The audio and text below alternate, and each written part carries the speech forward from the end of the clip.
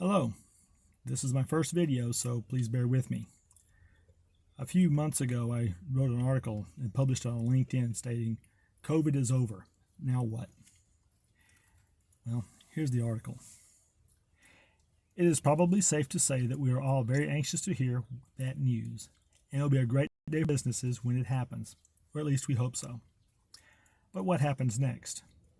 There is no question that COVID-19 changed how the world does business.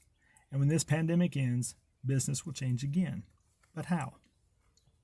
Virtual meeting platforms have been utilized more during this pandemic than ever before. Remote working has become the norm. Online business operations have taken on a whole new priority for everyone. And freelance and independent contractors have expanded into unexpected and unprecedented fields. Some jobs have disappeared entirely, while new ones have been created. And almost all jobs have changed in some fashion. But what does this mean for businesses going forward? What changes are permanent?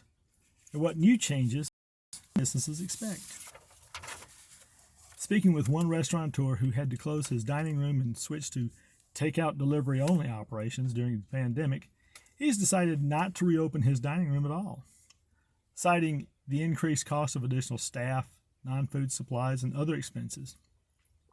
Instead, he plans to invest more in food production and improve technical operations. Think upgrades to telephone system and kitchen equipment, which he says relates directly to improved customer service and more profits. And he's not alone.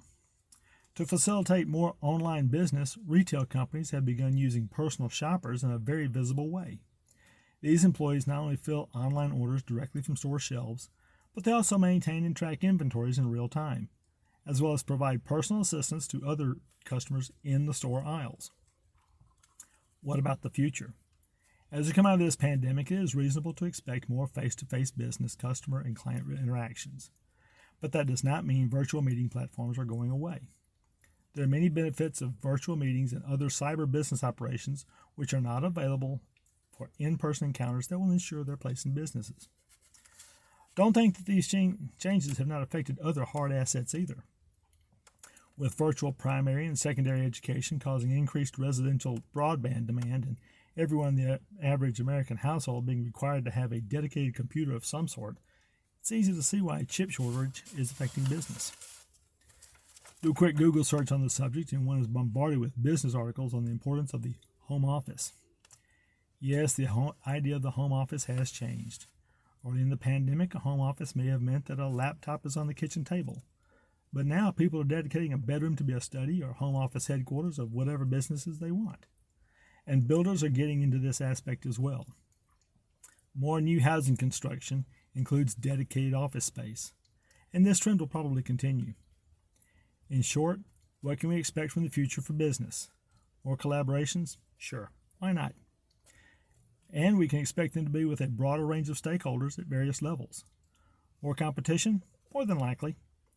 Technical advancements have expanded and leveled the playing field for businesses in a lot of new aspects. Improved customer and client service? Absolutely.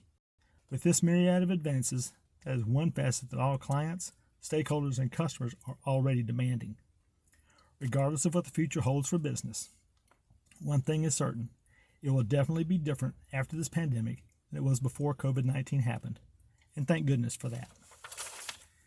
Well, now it is late March 2022. The pandemic is going to its endemic phase, if the news is to be believed.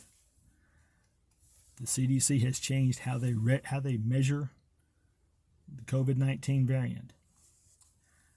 The Omicron variant is dropping significantly in its infection rates. And politicians on both sides of the aisle are saying that we need to end the emergency operations for COVID-19.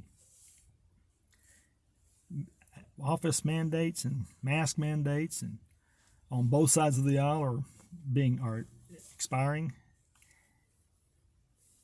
And we're moving more towards more and more of an in-person business meetings. So how is it affecting you? How are these changes affecting your business? How do you think they're going to change in the future? I'd like to hear from you. Leave your comments below. Click like and subscribe so maybe I can do a better job of these in the future. Thank you. Goodbye.